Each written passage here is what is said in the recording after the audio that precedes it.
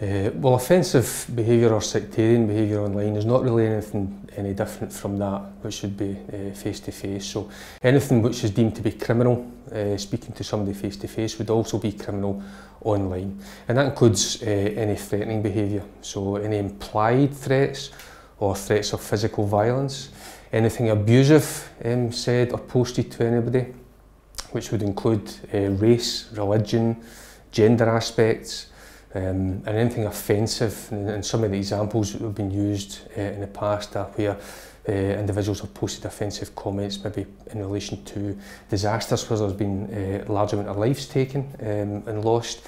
Ibrox disaster as an example of that, or comments in relation to specific football players and who maybe have health problems or issues like that. That would be classed as offensive, and depending on the circumstances, potentially sectarian as well.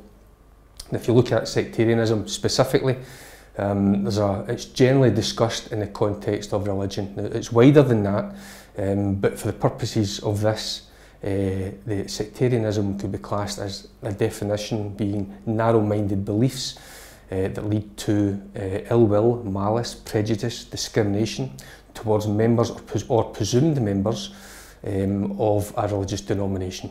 And the most common one that we come across, the denomination of Catholic and Protestant within the Christianity faith. So that would be any threatening, abusive or offensive comments around that subject could be classed as sectarianism, depending on the circumstances.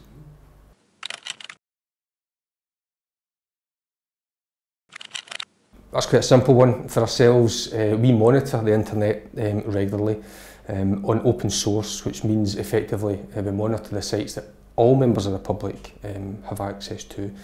And where we come across inappropriate, threatening comments, abusive comments, we will investigate that as a criminal investigation. But what we also have is members of the public coming to us regularly with that same information. There's members of the public out there who will actively look for such offensive comments as well, and they will regularly come to us, turning up at police offices or emailing us to the police email addresses with the information that we're looking for to progress that inquiry. And usually that is in the form of a screenshot of the offensive comment or tweet. And if that's not possible, what we ask people to do is try and capture the user information and the web address, and we can follow that up from there.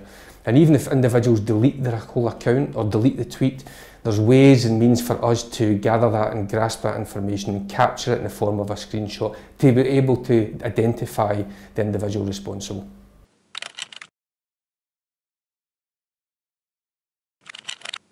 Well, that would, as I say, the offensive aspect of the test would be, would it be offensive to a reasonable person? So that's the test that would be applied.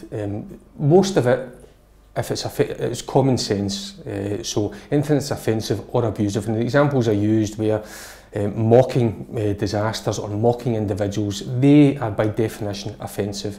But what we would do is we would liaise with the Procurator Fiscal as part of a protocol, a wider protocol, to determine the best way to take every individual inquiry on. And each one would be based on its own merits. So there's no hard and fast defined rule. Some are quite clear, some are quite clearly not. But there's that area in the middle where, depending on the circumstances, depending on the type of tweet or post that's online, it could be classed as offensive. The test would be, is it offensive to a reasonable person, the average person in the street?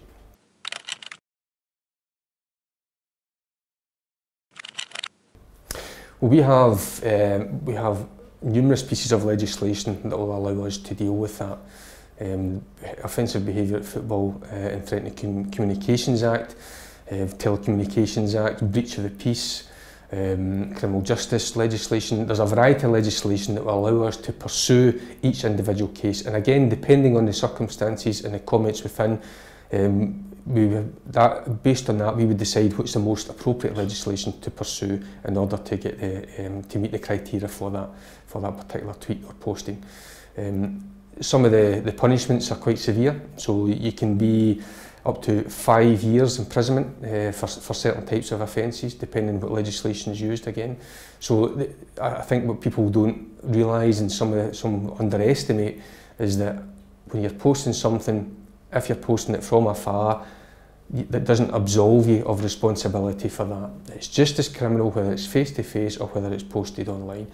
And the punishments for that can be quite severe, up to 5 years in imprisonment.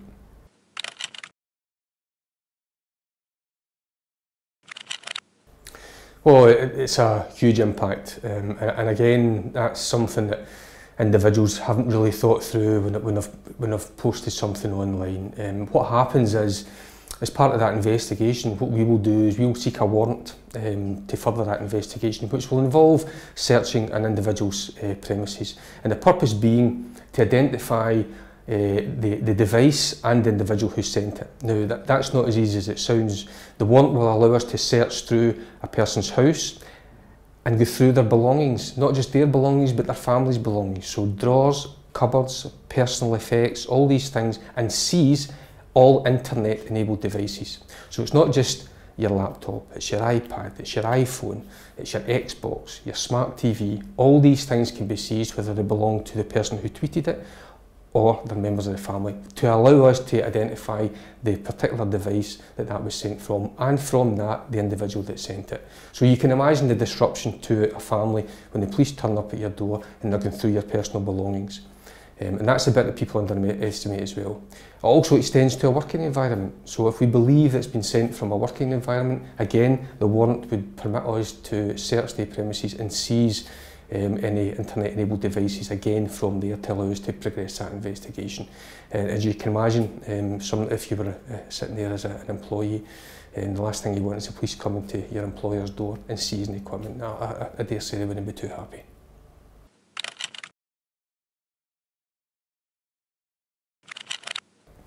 Well, if you go into the Police Scotland internet website, that will have that information there. And there's a variety of charities that are about as well that provide information. Nil by Mouth is a well-known charity.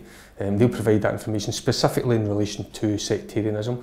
There's a lot of research and independent studies done on sectarianism in society. It gives you the details of that as well. Police Scotland websites is good, Scottish Government websites are good for that as well, and actually a lot of school websites provide that information. If they need anything more, they can come to us and we can provide that guidance.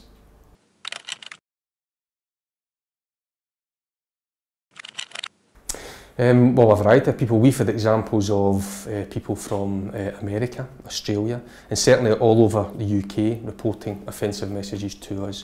And it's important to note that, actually, it's a good point to mention here, because regardless of where you're posting that tweet from, whether it's abroad or whether it's here, if that message is intended to be read here, that will be dealt with as a criminal inquiry in this country, and you could be prosecuted. So that's an important one to note. And it's also, if you look at, when we're talking about the reasonable person earlier on, the test being, is it offensive to a reasonable person? We have reasonable people from all over the world reporting these incidents to us regularly, so clearly it is offensive to them as well. So a worldwide audience for internet, police are a worldwide organisation, and it's important that individuals understand that, and that whatever they are, it's still offensive if the intent is for it to be read in this country.